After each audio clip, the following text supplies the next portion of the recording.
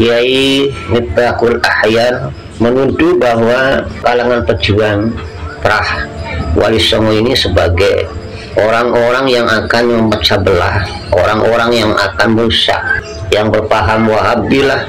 Wajah anak ini ada stempel setannya, berarti anak ini cikal bakal perpecahan di dalam Islam. Dan anak ini sudah terkenal menjadi kelompok-kelompok Khawarij. Di belakang itu siapa? Wahabi dan sebagian daripada Syiah yang jauh dari nilai-nilai akhlak Rasulullah SAW, bahkan yang mengaku keturunannya mulutnya kotor, caci maki sana sini. Saya mengatakan satu orang Habib yang bodoh lebih mulia daripada 70 kiai orang Jawa. Itu kan ngomong nggak benar itu. Kita tidak usah ikutan orang asal ribut, asal nyinyir. Orang boleh berdiskusi tentang pendapat yang berbeda-beda satu sama lain, tapi sebagai organisasi, sebagai gerakan, mari kita jalankan fungsi untuk membantu memastikan sampainya maslahat. Ketika sejarah leluhurnya dibelokkan, ketika ulama-ulamanya direndahkan, ketika sorbannya kiai lebih rendah daripada sendalnya habaib yang ahli maksiat, dia diam saja, maka dia harus malu mengaku sebagai penerus ajaran-ajaran Mbah Hasyim Asy'ari. Seolah Kiai Haji Miftahul Ahyan itu betul-betul mendapatkan mandat bahwa beliau lah benteng untuk melindungi kaum Ba'alawi.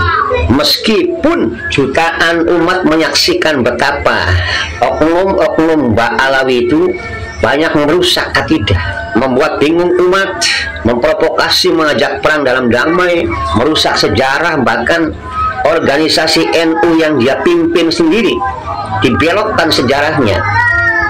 Loh, kalau namanya menolak ya ada orang, tapi nolaknya itu bener apa bohong-bohongan? Nolaknya itu nolak yang batil karena godop-godopan, karena benci-bencian, karena tidak berdasar ilmu, ya itu banyak.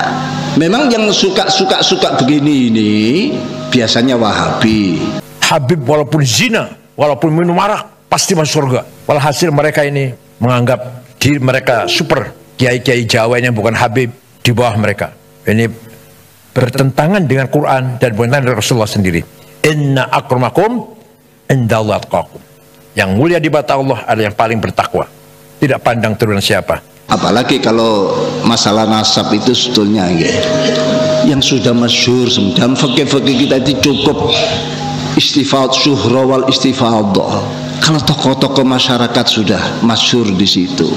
Tanpa sadar justru Kiai Miftahul Ahyan ini telah memicu perpecahan di tubuh NU itu sendiri dan juga umat Islam. Kenapa? Karena dengan ngototnya beliau membela Mbak Alawi dan menyebarkan framing buruk terhadap para pejuang, ini otomatis umat Islam jadi terbelah, organisasi anggotanya juga jadi terbelah. Maka ini sudah bagus-bagus malah mau dipisah, mau dipecah. Kita ya curiga, jangan-jangan di belakangnya ada jeragani yang memang mau udah adik ini biar pecah kita. Isa Ar-Rumi punya anak Ahmad. Ahmad hijrah dari Madinah ke Yaman, Hadramaut. Ahmad punya anak banyak. Di antara anaknya namanya Habib atau Sayyid Ubaidillah. Ubaidillah punya keturunan yang tersebar di Nusantara ini, yaitu Robito Alawiyah ini. Kata Kiai Imad Banten, bohong, palsu itu. Karena Imam Ahmad Al-Muhajir tidak pernah punya anak namanya Ubaidillah. Nih kita buktinya, nggak ada. Jadi Habib yang ada di Indonesia semuanya palsu katanya.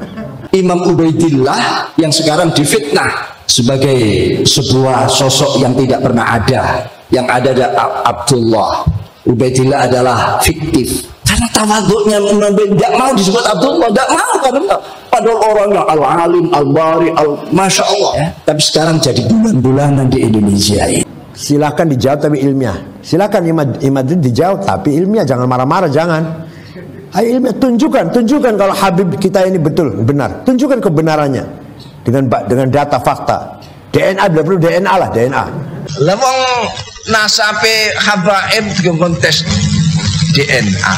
tes DNA itu singgawi wong Eropa, wong Barat yang penuh dengan intrik-intrik walaupun disebut ilmiah. Dengan data fakta. DNA tidak perlu DNA lah, DNA.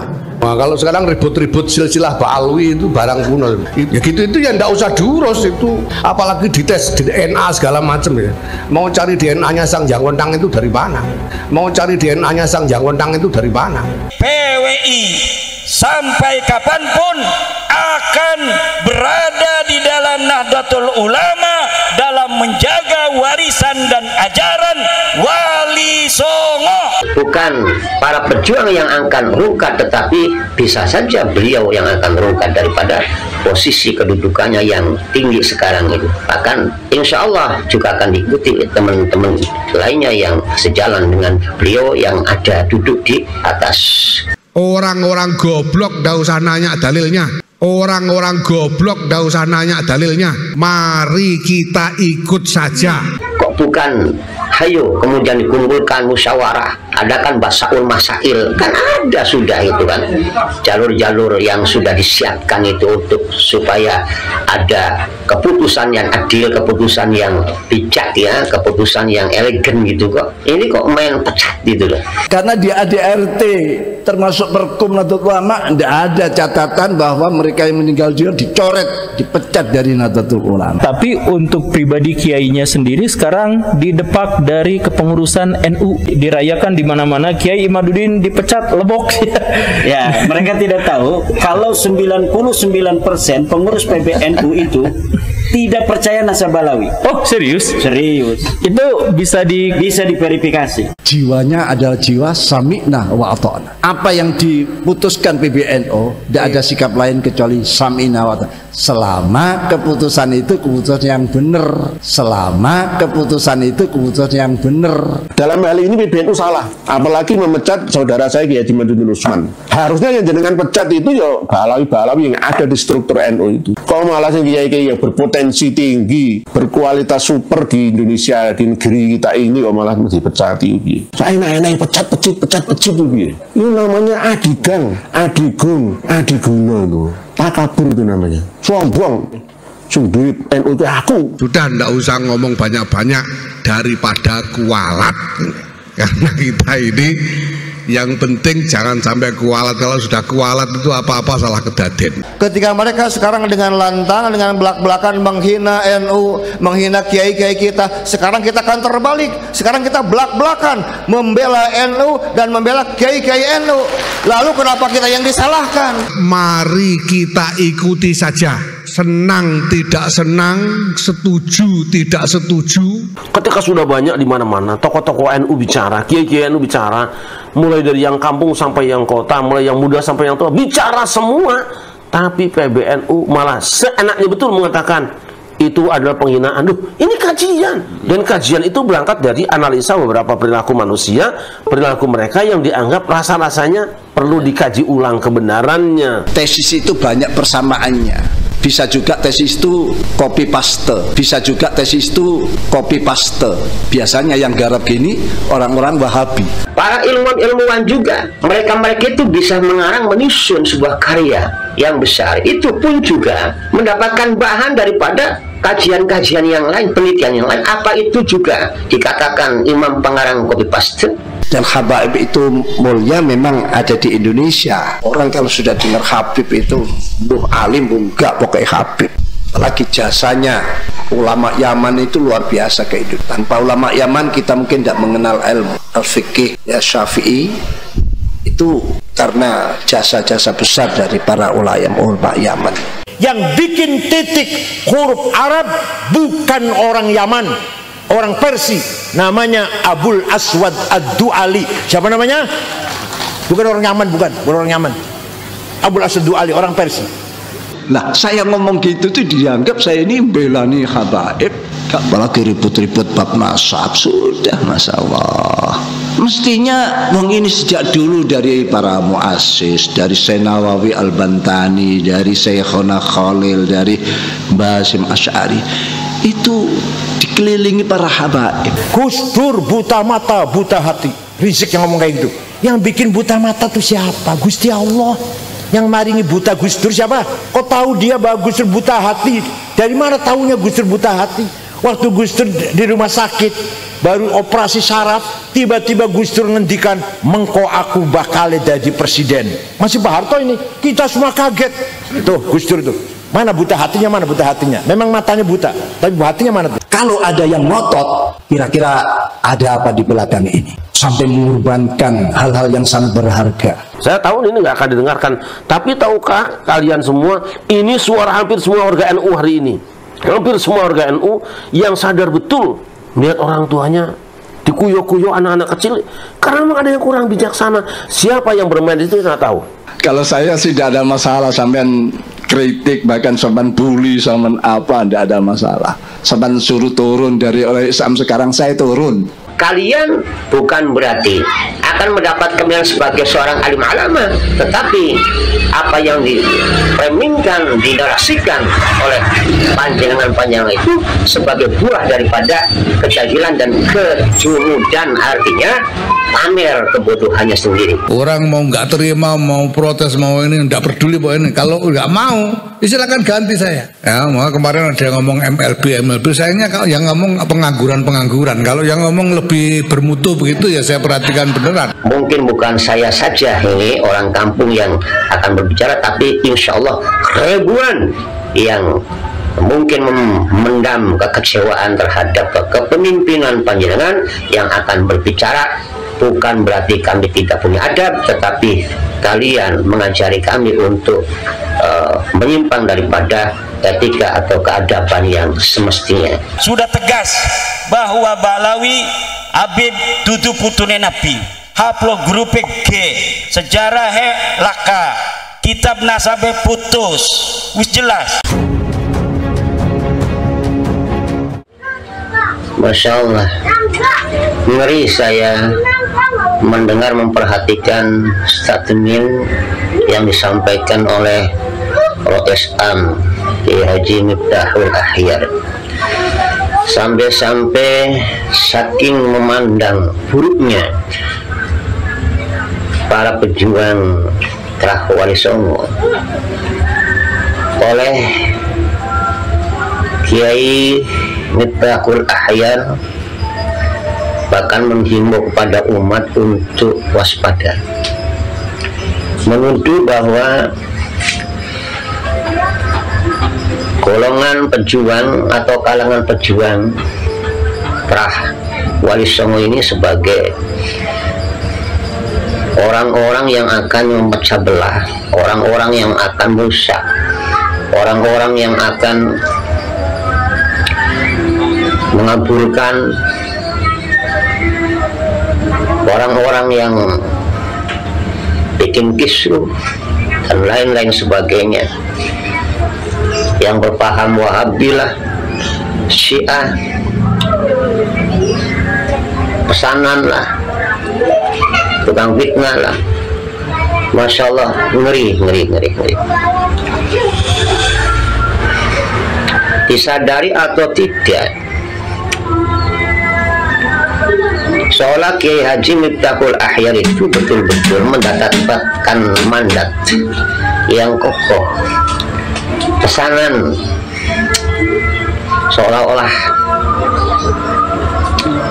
bahwa beliau lah benteng untuk melindungi kaum Ba'alawi, meskipun jutaan umat menyaksikan betapa oknum-oknum Ba'alawi itu banyak merusak akidah, membuat bingung umat, memprovokasi mengajak perang dalam damai, merusak sejarah, bahkan organisasi NU yang dia pimpin sendiri dibelokkan sejarahnya oleh oknum Habib. Umat yang dibawa kisruh bukan karena kemunculannya para pejuang Trah Wali Songo, Kiai Haji Imaduddin atau Kiai Ihya Nur, bukan karena itu, tapi karena ulah para Ba'alawi. Awal daripada kisru itu kan bukan dari kami, ya, bukan dari kiai-kiai pribumi, tetapi karena ulah mereka yang sembarangan menghina, mencaci, memprovokasi.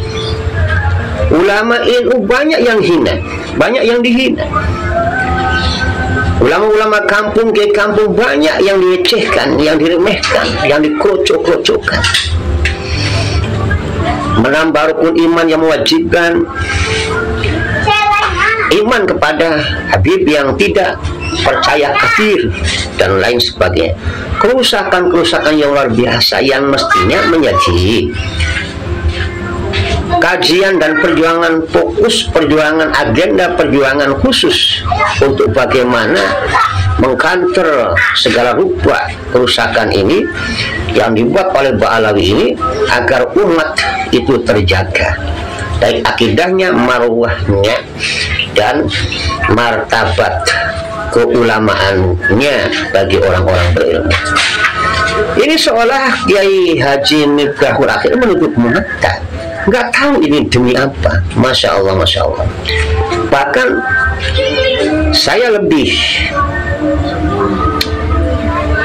menghimbau juga seperti beliau, ya, meskipun saya orang kampung ini, ya, tidak boleh diikuti itu himbauannya itu, ya.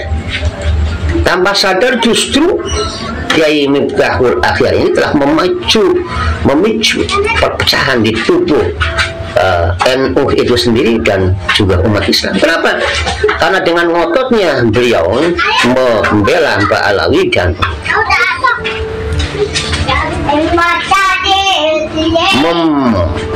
menyebarkan framing buruk terhadap para pejuang, ini otomatis umat Islam jadi terbelah, organisasi anggotanya juga jadi terbelah, yang dimana mereka saling ngotot, punya alibi, punya argumen, punya hujah masing-masing.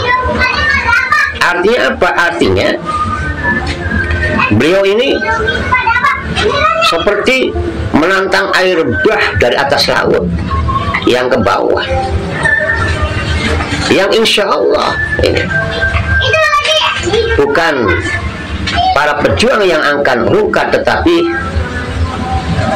bisa saja beliau yang akan rungkat daripada posisi kedudukannya yang tinggi sekarang itu.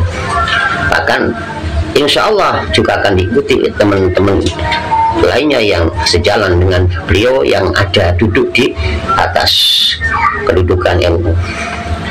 Yang pantas juga secara logikanya ya memang beliau yang harus dipecat dan mundur, dan juga yang sepaham dengan beliau termasuk juga ketuanya itu Bapak Yakut itu, termasuk juga Pak Roji yang cengengesan itu, ya, dokter cengengesan itu, nggak punya data, nggak punya argumen yang valid, ya, tetapi soknya itu memandang para pejuang itu sebagai orang-orang yang seperti rendahan SDM-nya, ya, yang seolah paling tahu, ya, tentang tesis itu, padahal kedoktorannya itu, ya, yang sampai sekarang oleh Dr. Sugeng dan lainnya itu diragukan itu kok doktor itu macam seperti itu, ya. Jadi ini pelajaran berharga bahwa organisasi NU, ya, agar terjaga marwahnya dan tidak membuat kesal, tidak membuat pecah belah, ini janganlah itu merekrut orang-orang yang seperti itu ke depan itu. Dan yang sekarang itu keluar itu, nggak pantas ngisi-ngisi itu. Kalau mau bela-bela lah, silakan Ba'alawi, bela. Tetapi bukan berarti seenak itu gitu, menuduh, memfitnah gitu kaum pejuang pribumi gitu, ya. Aneh kan kita melihat sebagai orang kampung itu, ya, satu rumah, satu keluarga gitu, hanya karena beda pandangan, beda pendapat itu, kok bukan hayo kemudian dikumpulkan musyawarah itu kan, adakan basaul masail, kan ada sudah itu kan, jalur-jalur yang sudah disiapkan itu untuk supaya ada keputusan yang adil, keputusan yang bijak ya, keputusan yang elegan gitu kok. Ini kok main pecat gitu loh, aneh. Mereka itu setidaknya itu ya, para pejuang Kiai Imaduddin dan kawan-kawan itu ya, berbicara atas dasar ilmu, bukan hanya narasi sampah. Nah, kalau memang itu tidaklah sepaham dengan Kiai Haji Imaduddin dan memiliki bantahan, mengapa tidaklah kemudian membuat bantahan itu yang sepadan itu. Jangan kemudian tidak mampu menjawab, menandingi tesisnya, kemudian ya tesis yang menjadi sasaran nafsu, copy paste lah, Google dan lain sebagainya. Akan saya tanya, apakah selama ini para pembuat tesis, pembuat disertasi, mereka oleh hasil daripada karang kotak kajian langsung di lapangan sendiri, nggak ada referensi, nggak ada bahan dari kajian-kajian lain, artinya mereka juga copy paste gitu loh. Selama kita bisa mengolah, kenapa tidak? Para ilmuwan juga, mereka itu bisa mengarang, menyusun sebuah karya yang besar, itu pun juga ya mendapatkan bahan daripada kajian-kajian yang lain, penelitian yang lain. Apa itu juga dikatakan imam pengarang copy paste ya? Jadi cobalah kita berpikir logis-logis saja gitu loh. Jangan dumeh kemudian tidak cocok dan tidak mampu menjawab, mematahkan tesis Kiai Haji Imaduddin, kemudian mengarang narasi dan membuat framing-framing yang menyesatkan umat. Hal mana itu tanpa disadari, maaf, kalian bukan berarti ya akan mendapat kemuliaan sebagai seorang alim alama, tetapi apa yang diframingkan, dinarasikan oleh panjangan-panjangan itu sebagai buah daripada kejahilan dan kejumudan, artinya pamer kebutuhannya sendiri. Sadarlah itu ya. Jadi bolehlah, silahkan itu ya, membela itu hak semua orang untuk membela golongan yang disuka, boleh ya, tetapi bukan berarti seenak udel untuk menginjak-injak apa saja yang disampaikan, diberikan, dilakukan oleh orang-orang yang tidak sepaham, yaitu tentang masalah penasaban oleh Kiai Haji Imaduddin dan kawan-kawan. Demikian ya untuk Pak Ketua PBNU dan Kiai Haji Miftahul Ahyar dan Pak Razi. Mohon maaf, ini mungkin bukan saya saja ini orang kampung yang akan berbicara, tapi insya Allah ribuan yang mungkin memendam kekecewaan terhadap kepemimpinan panjenengan yang akan berbicara. Bukan berarti kami tidak punya adab, tetapi kalian mengajari kami untuk menyimpang daripada etika atau keadaban yang semestinya ya. Jadi bukan kami juga mengimbangi, tetapi beginilah adanya ya para saya sendiri ya sebagai orang kampung yang tidak berilmu, tetapi Pak insya Allah saya dari dulu adalah sangat kokoh memegang satu jalan dan satu paham, yaitu paham Nadliyah ya, yang dimotori dan yang diimami oleh Hadratus Syekh Kiai Hasyim Asy'ari rahimahullah. Demikian, mohon maaf yang sedalamnya apabila ada khilaf. Wassalamualaikum warahmatullahi wabarakatuh. Jadi begini apa yang terjadi ya, ada seorang kiai dari Banten namanya Kiai Imaduddin Utsman. Beliau melakukan penelitian dengan DNA, dengan literatur lama. Ternyata kesimpulan dia bukan saya nih, kesimpulan dia bahwa nasab Ba'alwi yang menurunkan Habib di Nusantara ini putus, bukan nasab Rasulullah, bukan. Karena Ahmad Al-Muhajir bin Isa bin Naqib bin Ali Uraidi bin Ja'far Shadiq bin Muhammad Baqir bin Zainuddin bin Husain bin Ali bin Abi Thalib tidak punya anak namanya Ubaidillah. Tidak punya anak namanya Ubaidillah. Sedangkan dalam silsilah habaib di sini semua berakhir pada Ubaidillah bin Ahmad Muhajir. Kecuali itu kata Imam, kecuali kalau ada bukti nyata pendapat saya ini salah. Sampai sekarang belum ada. Sampai sekarang belum ada. Hanya emosi ya, hanya marah-marah gitu aja. Tapi secara ilmiah belum ada yang mampu menjawab pendapatnya Imad dengan ilmiah. Metode riset, metode DNA belum ada sampai sekarang. Sebenarnya itu masih pembahasan, masih penelitian.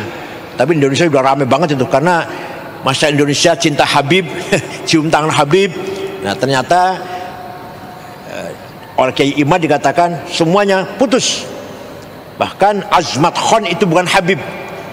Padahal Sunan Gunung Jati atau waliullah yang dari Cirebon itu, Sunan Gunung Jati Syekh Wilayatullah itu putra dari Said Abdullah Azmat Khan dari India. Jadi Kiai Imad mengatakan bukan Habib itu. Saya bukan ahli nasab, jadi gak bisa menjawab. Cuma gitu aja jawabannya. Saya bukan ahli nasab. Masih dalam perdebatan. Kiai Imad kelebihannya punya data, punya teori, punya metode lah. Lah yang marah-marah ini belum bisa membuktikan kesalahannya Kiai Imad dengan ilmiah, bukan hanya dengan marah-marah.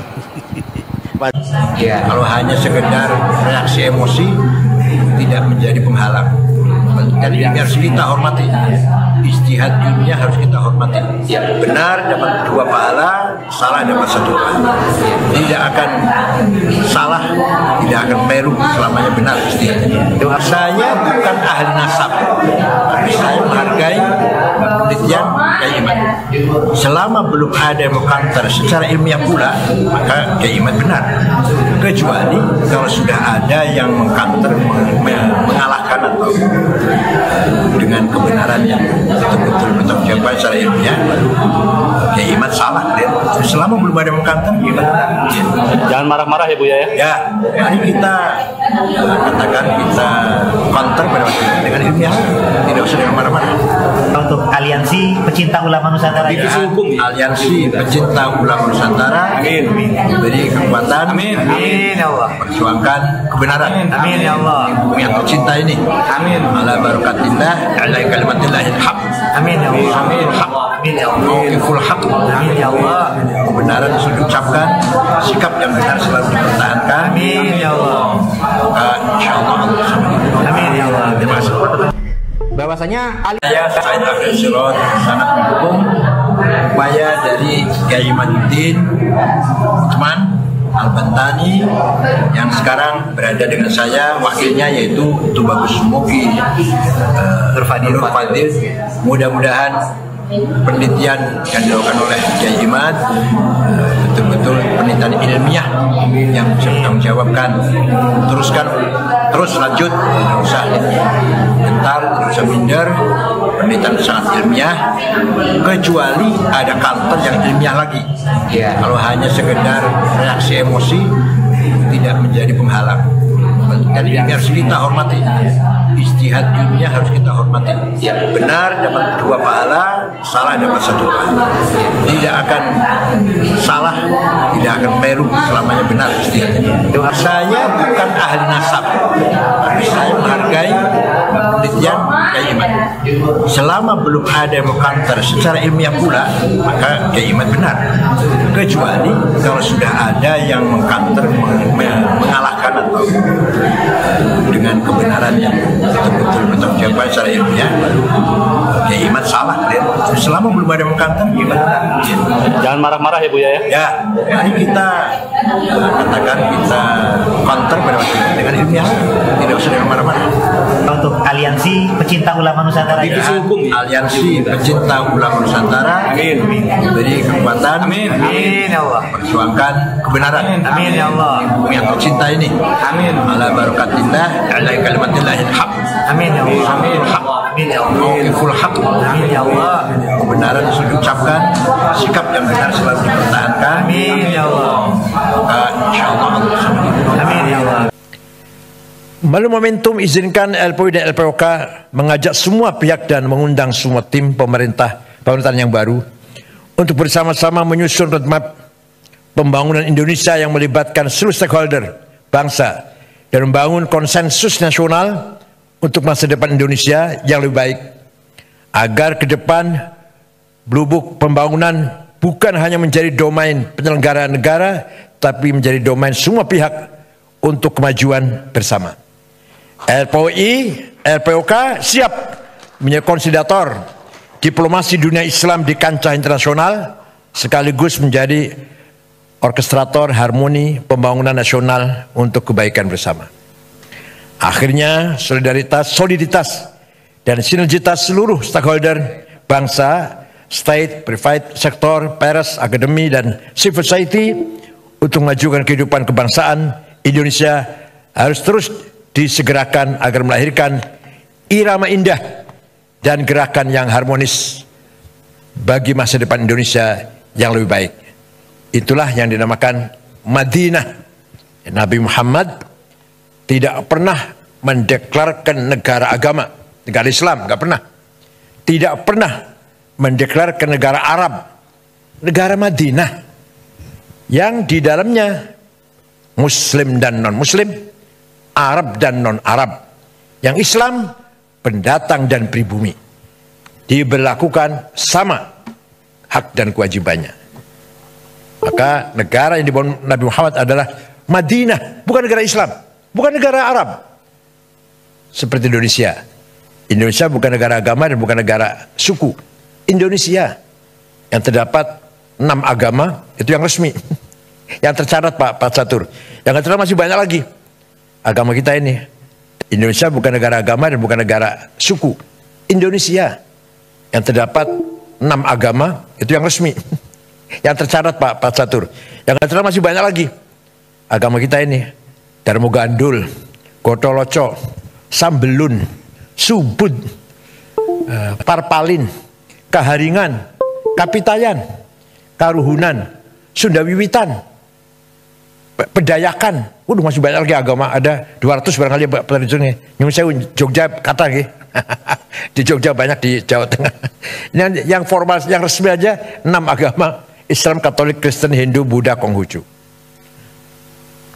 Bukan negara agama Indonesia ini. Bukan negara suku, bukan negara Jawa, Sunda, Batak, Dayak, Madura, bukan. Indonesia yang di dalamnya ratusan suku. Berapa? 400 ya? Lebih suku ya? 400 lebih suku dan 1000 lebih bahasa yang harus kita jaga bersama. Kebinekaan harus kita jaga bersama. Nabi Muhammad ketika menerima tamu Kristen Najran dihormati, kemudian Nabi mengatakan, "Qul inna aw iyyakum la'ala hudan aw fi dhalalim mubin." Ayo kita duduk bersama, bincang-bincang, entah aku atau Anda yang benar. Coba, gak mengatakan saya benar kamu salah, goblok, enggak gitu, enggak. Ini orang yang mengaku keturunannya ini, mulutnya kotor banget, padahal ngakunya keturunannya Nabi Muhammad. Nabi dulu, mari kita duduk bersama, ayo kita bincang-bincang. Inna kami au iyakum atau Anda, atau inna au iyakum kami atau Anda la'ala hudan yang benar, au fi dhalalim bin atau yang tidak benar. Ayo kita ngomong-ngomong. Itulah sikap Nabi Muhammad ketika menerima tamu Nasrani Najran. Dan ketika Raja Ethiopia Najasyi meninggal dunia beragama ortodok, Nabi Muhammad salat gaib, mengajak para sahabatnya salat gaib, menyalati kematian Raja Ethiopia yang ortodok. Ketika ada jenazah lewat, Nabi berdiri, sahabat mengasih tahu, itu jenazah Yahudi Rasulullah. Iya, saya tahu. Itu yang lewat ini jenazah Yahudi, saya tahu. Tapi mari kita hormati orang yang akan menghadap Tuhan. Itulah contoh-contoh yang sangat luar biasa dari akhlak yang mulia dari Rasulullah SAW. Kenapa kita umatnya amburadul, carut marut, gak karu-karuan. Terutama di Indonesia ini, yang jauh dari nilai-nilai akhlak Rasulullah SAW, bahkan yang mengaku keturunannya mulutnya kotor, caci maki sana sini. Saya mengatakan satu orang Habib yang bodoh lebih mulia daripada 70 kiai orang Jawa. Itu kan ngomong nggak benar itu. Habib walaupun zina, walaupun minum arak, pasti masuk surga. Ini walhasil mereka ini menganggap diri mereka super. Kiai-kiai Jawa yang bukan Habib di bawah mereka. Ini bertentangan dengan Quran dan bertentangan dengan Rasulullah sendiri. Inna akramakum indallahi atqakum. Yang mulia di mata Allah adalah yang paling bertakwa. Tidak pandang turunan siapa.